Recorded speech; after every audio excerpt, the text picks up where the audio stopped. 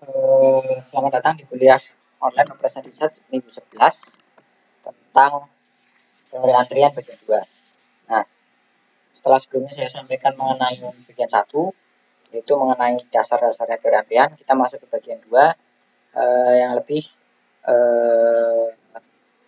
mendalam mengenai jenis-jenis teori antrian sendiri.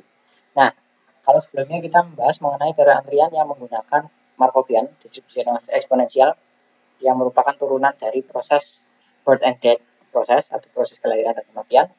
Di sini kita akan bahas mengenai teori antrian yang menggunakan distribusi non eksponensial dan juga teori antrian dengan prioritas. Juga nanti ada sedikit diskusi tentang optimasi model antrian. Nah, distribusi teori antrian yang tidak menggunakan distribusi eksponensial itu contohnya di sini adalah ada 3. Proses kedatangannya tetap Markovian, Poisson proses, tapi proses servisnya itu bisa general, di konstan ataupun Erlang-Karp, di mana servernya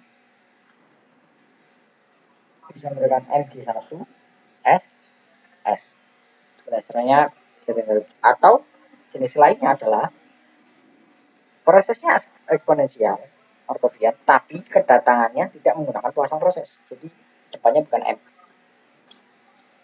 Atau contohnya misalkan ada jenis teori antrian yang disebut dengan GG1, arbitrary single server. Jadi ada misalkan contoh yang ini adalah G1. Misalkan begitu. Nah,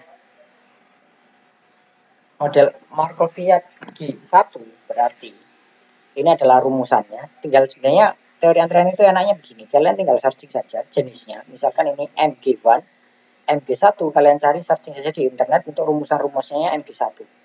Itu ada. Karena teori antrian sendiri dia biasanya jadi satu buku.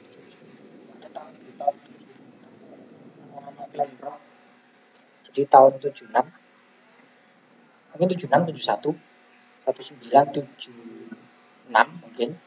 Pengarangnya adalah Kleinrock. Ini membahas tentang teori antrian. Bukunya 2 jilid, jadi jilid 1 dan jilid 2. Dia dipecah menjadi 2. Yang satu ini mengenai basic, yang kedua ini adalah penerapan atau advance lah gampangnya, tentang khusus tentang teori antrian. Jadi di sini nanti lebih banyak ke kalian eksplorasi sendiri tentang teori antrian. Saya sampaikan saja di sini ada contohnya adalah dasarnya MG1 Markovian general 1.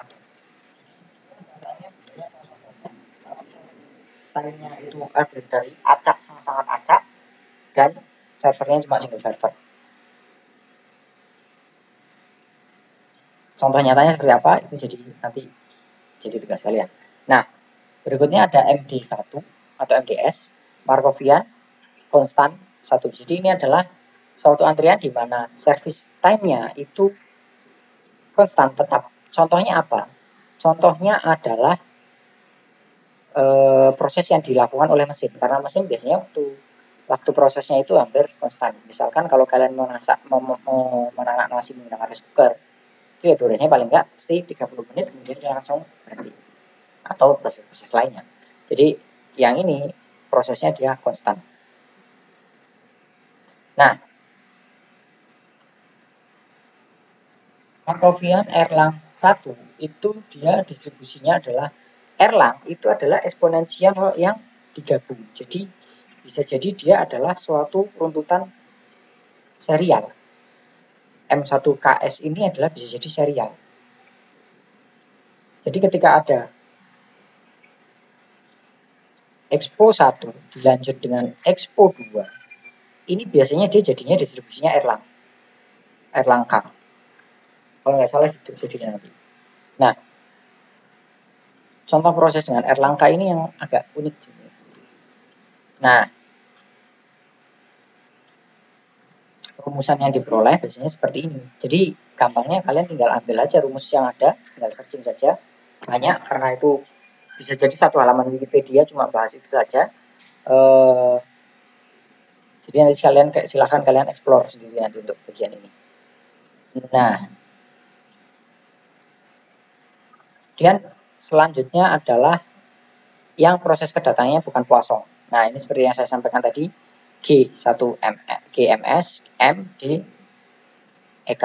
Ini G, generally, MG1, DMS, EKMS. Jadi jenisnya banyak sekali, tapi yang jelas di sini proses kedatangannya tidak menggunakan Poisson proses. Umumnya teori itu menggunakan Poisson, tapi yang ini tidak menggunakan Poisson.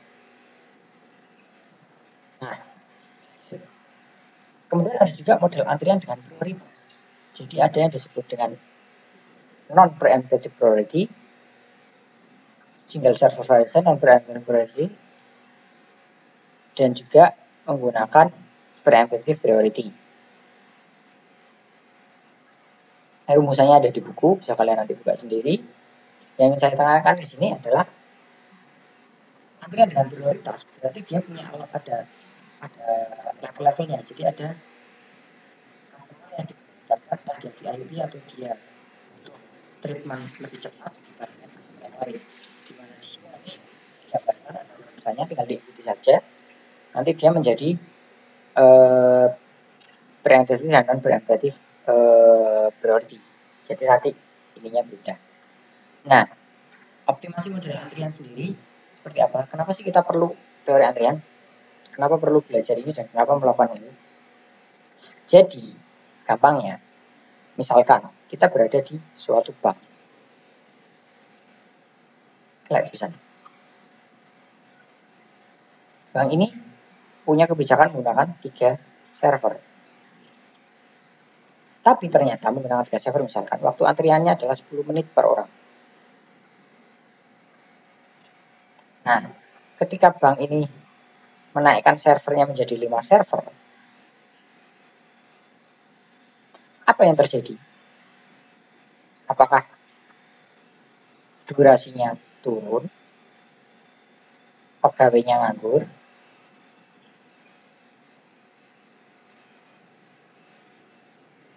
atau seperti apa?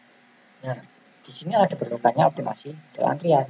Biasanya menggunakan teori antrian itu kita gambarkan pertama adalah kita gambarkan kasus existingnya menggunakan jenis antrian seperti apa, kita analisis, kita hitung durasi waktu tunggunya, kapasiti servernya, berapa persen dia terpakai, berapa lama orang menunggu, satisfactory dari customernya, dan lain sebagainya. Kemudian kita ajukan model perbaikan. Misalkan modelnya perbaikan adalah ini. Model perbaikannya adalah yang 5 server misalnya. Nah, model perbaikan ini apakah akan memberikan suatu nilai tambah terhadap model yang sudah ada? Apakah dia semakin baik atau semakin jelek? Nah, optimasinya di sini adalah menemukan model antrian yang paling tepat biasanya. Nah, ilmu ini sebenarnya cukup powerful sekali nanti ketika kalian bekerja di jasa ataupun nanti bekerja di industri manufaktur. Karena ya memang semuanya bisa dimodelkan dengan antrian. Nah, lanjutannya teori antrian ini nanti apa? Itu nanti ketika teori antrian itu dekat dengan namanya simulasi diskrit. Ini nanti kalian belajar di semester atas, semester 6 kalau nggak salah, nanti semester 6. Nah, itu saja dari saya. Untuk tugasnya adalah durasinya 2 minggu. Nah, ini butuh kemampuan kalian. Cari dan selesaikan satu kasus antrian yang ada di sekitar kalian. Ini boleh studi literatur, boleh kalian mau coba nungguin orang mengantri, silahkan, dan lain sebagainya. Jadi biar kalian dapat sensenya, mengubah data, dimasukkan dalam rumus tadi. Yang susah itu. Jadi nanti yang agak susah adalah kalian punya datanya, tapi gimana cara menggunakan rumusnya.